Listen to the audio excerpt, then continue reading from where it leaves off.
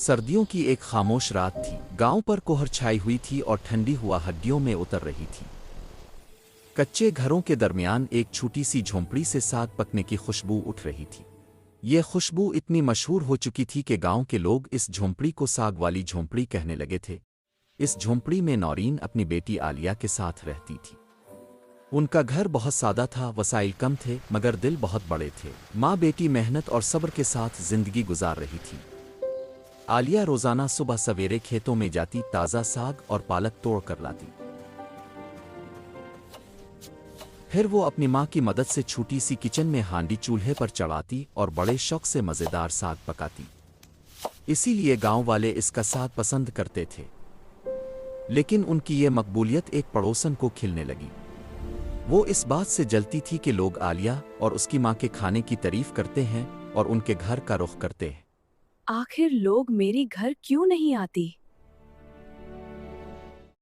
हसद में आकर उसने एक दिन गांव में अफवाह फैला दी कि आलिया और उसकी माँ जादू टोना करती हैं, इसी वजह से उनका खाना इतना मज़ेदार बनता है। आलिया और उसकी माँ जादू टोना करती हैं, इसी वजह से उनका खाना इतना मजेदार बनता है। ये अफवाह आग की तरह फैल गई। नतीजा ये हुआ कि लोग डर के मारे उनके घर से खाना लेने आना छोड़ गए। आलिया और नौरीन बहुत परेशान हो गईं क्योंकि यही उनका वाहिद ज़रे रोज़गार था। एक रात इंतहाई सर्दी थी और दोनों माँ बेटी परेशान बैठी थीं कि अब आमदनी का कोई जरिया नहीं बचा।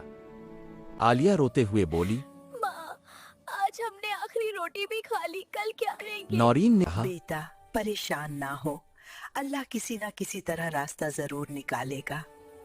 आलिया ने कहा, माँ, मैं कल पास वाले गांव जाकर साग बेचूंगी, कुछ ना कुछ गुजारा होता रहेगा।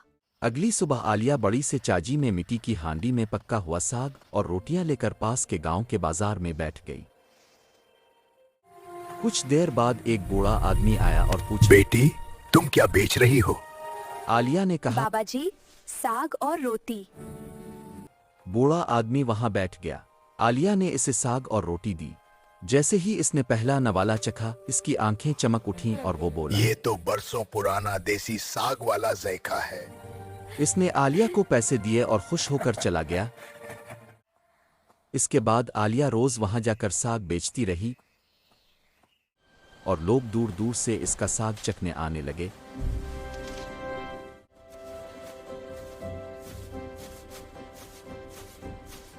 कुछ दिन बाद वही बूढ़ा आदमी आलिया के साथ इस पड़ोस गांव गया और सब लोगों को बताया, इन माँ बेटी के खाने में जयाशी का अल्लाह ने दिया है, कोई जादू टोना नहीं है। यूं पड़ोसन की अफवाह की हकीकत सबके सामने आ गई।